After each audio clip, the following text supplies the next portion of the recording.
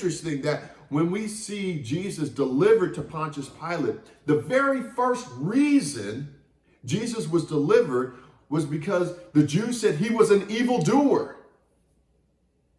But then they came back and said, well, he made himself out to be a king. And now the chief priests and the officers are stating that he believes himself to be God. And it's ironic because they were right on both accounts. Jesus is king. He is King of Kings and Lord of Lords.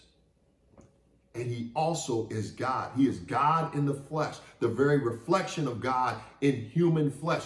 Go back to the very beginning of this gospel, the Gospel of John. John points out who Jesus is. In the beginning was the Word, and the Word was with God, and the Word was God. Not a God, was God. And then he came and dwelt among us. And so it's so interesting that the Jews are mockingly saying, oh, he portrays himself to be a king. Oh, that he believes himself to be God. And it was actually the case. They were right on both accounts.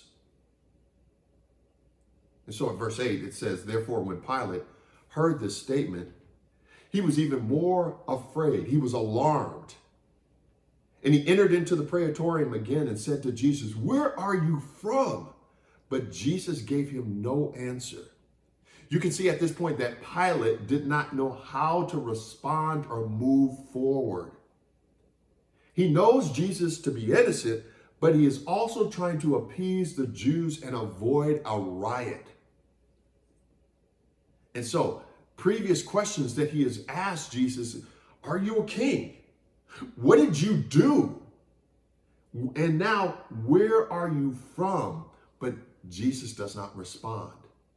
And I go back to Isaiah chapter 53.